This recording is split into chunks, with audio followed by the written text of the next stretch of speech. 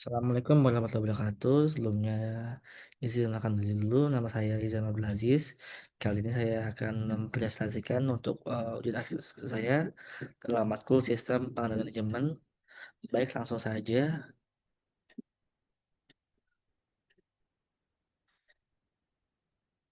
Baik, dalam presentasi kali ini saya akan mengambil terkait dengan pengendalian internal atau bisa kita sebut dengan audit internal.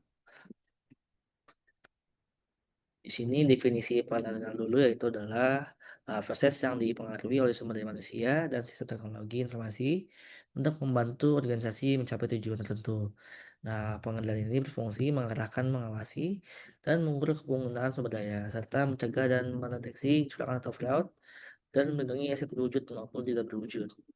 Nah, tujuan pengendalian tersebut adalah yang pertama itu adanya tujuan strategis yaitu mendukung pencapaian visi dan misi.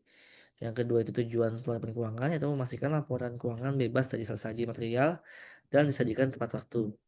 Yang ketiga tujuan operasional yaitu menjamin efektivitas dan efisiensi operasi. Dan yang keempat adalah tujuan kepatuhan yaitu memastikan ketaatan terhadap hukum dan peraturan. Nah, dalam audit, fokus utama adalah pengendalian yang berkaitan dengan pelaporan keuangan. Sini ada komponen pengendalian internal yaitu ada ISA 315 di mana menurut ISA 315 ini pengendalian internal terdiri dari 5 komponen yaitu lingkungan pengendalian atau control environment, yang kedua plan risiko atau risk assessment, yang ketiga sistem informasi atau informasi system, yang keempat kredit pengendalian atau control activities, yang terakhir adalah pemantauan atau monitoring. Lingkungan pengendalian sendiri adalah merupakan dasar dari sistem pengendalian internal atau SPI yang efektif. Manajemen dengan pengawasan pihak yang bertanggung jawab atas tata kelola atau TCBG. Selanjutnya harus menciptakan budaya kejujuran dan perilaku etis. Nah, di mana lingkungan pengendalian memberikan disiplin akan struktur organisasi serta menumbuhkan kesadaran pengendalian atau control consciousness di seluruh entitas. Lingkungan pengendalian pada entitas kecil sering tidak terdokumentasi secara formal, sikap, perilaku, dan tindakan owner manager menjadi dasar penilaian lingkungan pengendalian. Berbeda dengan entitas besar yang mana memiliki kode of conduct tertulis, eh, entitas kecil biasanya mengkomunikasikan etika secara lisan atau melalui tanda pimpinan. Dan jika tidak dokumentasi, auditor biasanya membuat memo sebagai bukti. Penilaian yang dilakukan dengan yang pertama itu adalah wawancara manajemen untuk mengidentifikasi nilai etika dan penerapannya.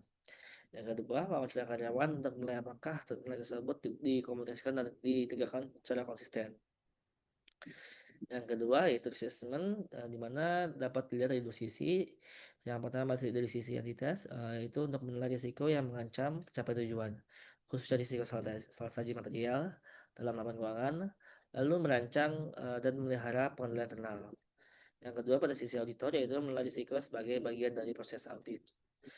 Nah, lanjut pada proses pelaksanaan sekuritas ini umumnya mencakup yang pertama itu adalah perubahan lingkungan operasi, pergantian pejabat atau karyawan senior, yang ketiga sistem atau teknologi baru, yang keempat adalah pertumbuhan cepat, yang kelima adalah mulai bisnis atau produk baru, yang keenam adalah restrukturasi atau ekspansi luar negeri, dan yang terakhir adalah adaptasi baru. Nah, pada entitas kecil, PPRE bersifat informal dan dilakukan melalui diskusi dengan manajemen.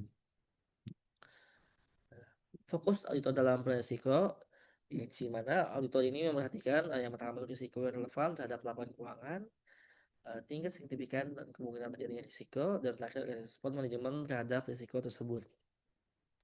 Di mana jika auditor menemukan risiko yang tidak teridentifikasi oleh manajemen atau terdapat kelemahan dalam PPRE, hal tersebut harus dikomunikasikan kepada manajemen dan pihak yang tanggung jawab atas tata kelola. Yang ketiga yaitu adalah control activities atau kegiatan pengendalian, di mana di sini adalah merupakan kebijakan dan prosedur untuk memastikan arahan manajemen dilaksanakan. Nah, pengendalian ini tujuan memitigasi risiko dalam aktivitas sehari-hari, seperti pengelolaan transaksi dan pengelolaan aset. Selanjutnya, informasi sistem atau sistem informasi, yaitu menyediakan informasi andal bagi manajemen dan CWG untuk mengelola entitas, mencapai tujuan, serta mengidentifikasi dan menanggapi risiko. Nah, sistem ini mencakup infrastruktur, perangkat lunak, manusia, prosedur, dan data. Di mana data ini semuanya adalah berbasis IT.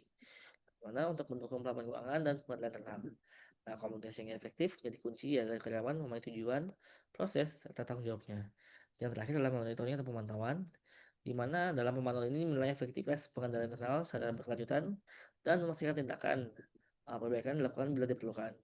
Nah, pemantauan memberi umpan balik apakah pengendalian itu efektif, dipahami, dijalankan, konsisten, dan sesuaikan dengan perubahan.